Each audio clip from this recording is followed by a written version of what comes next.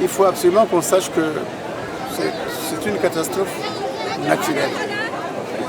Les inondations ne sont pas causées par les êtres humains. Le Tchad fait tout ce qu'il peut, tout ce qu'il a pour diminuer les souffrances. Ce qu'il faut maintenant dire, c'est qu'à partir du moment où nous avons vécu tout ça cette année, des dispositions devraient être prises pour que la gestion à court, moyen et long terme des situations naturelles comme celle-ci puissent être prises en compte par le gouvernement pour que, à moyen terme, on évite une catastrophe de ce genre.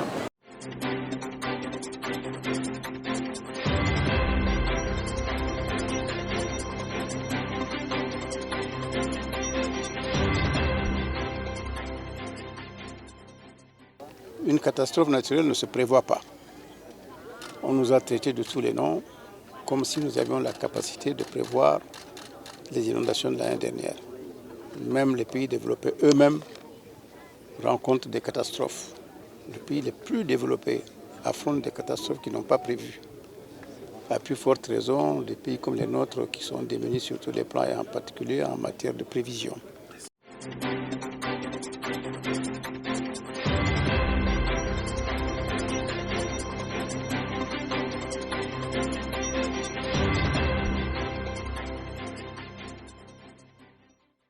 Faisons en sorte que nos populations qui en vivent les conséquences et qui le sentent sachent à quoi s'en tenir exactement. Et c'est pour cela que j'insiste toujours sur la formation. La formation à partir de nos écoles primaires jusqu'au niveau élevé et ensuite dans la vie civile. Si on doit pouvoir expliquer ce que c'est que le changement climatique avec toutes ses conséquences et qu'on puisse les comprendre, les assimiler pour nous les emparer et faire en sorte notre combat de demain. Et non pas le combat d'autres qui viennent nous le dire pour qu'on en prenne conscience avec ce qu'eux ils pensent et pas nous. Nous, on doit s'approprier tout cela. Et je m'adresse particulièrement aux Africains. Si nous, on n'est pas au courant, tous ces milliards qu'on déverse actuellement dans le cadre du changement climatique, ça nous apportera quoi? Si nous ne sommes pas informés, si nous ne sommes pas sensibilisés, si les populations à la base ne savent pas de quoi il s'agit, ce sera de l'argent perdu.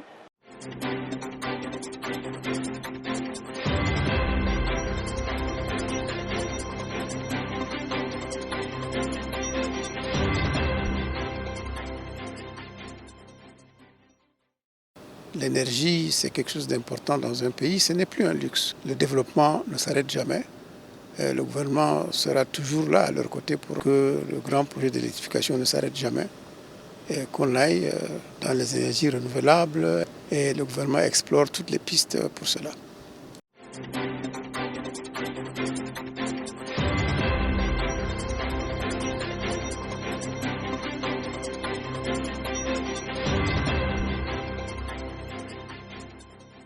Pourquoi le produit a manqué? Là aussi, je voudrais rassurer la population que le gouvernement a parfaitement fait son travail. À la date du 3 avril, date de la fermeture, on avait déjà commandé toute la quantité qu'il fallait qui a été stockée au niveau de Limbé, au Cameroun, dans les cuves de la SNH là-bas. Et c'est donc à partir de cette date-là qu'il fallait prendre le relais pour venir alimenter le pays. Les contrats ont été signés avec les transporteurs camerounais et tchadiens, mais malheureusement, n'ont pas été en mesure d'assurer la rotation qui était prévue pour qu'il n'y ait pas une rupture de stock. Il faut le dire pour que la population le sache.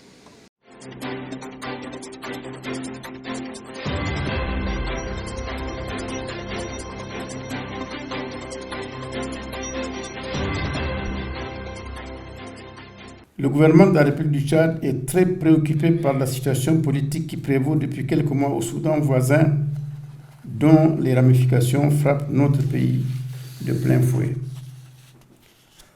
Depuis le début de la crise en République sœur du Soudan, vous avez tous été témoins des efforts faits, des initiatives prises par le président de transition en sa qualité de médiateur et membre du groupe international des pays voisins du Soudan. Le gouvernement de la République du Tchad, par ma voix, sollicite l'appui et l'assistance technique et financière massive des pays et organisations que vous représentez ici. Cet appel s'adresse aussi à tous les Tchadiens de bonne volonté et aux organisations non gouvernementales ainsi qu'aux opérateurs économiques.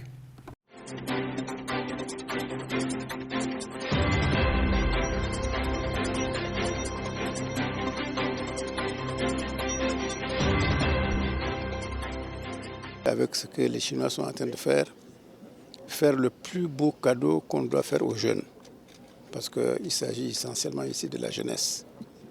Ce sont les jeunes Tchadiens qui sont les bénéficiaires de cette structure. Mais vous imaginez 32 000 places dans cette enceinte. Et quand elle va être livrée avec toute sa couverture pour montrer toute sa splendeur, ce sera un des plus beaux joyaux, je crois, dans la sous-région. Et c'est ça notre satisfaction. Je voudrais ici remercier l'ambassadeur de la République populaire de Chine.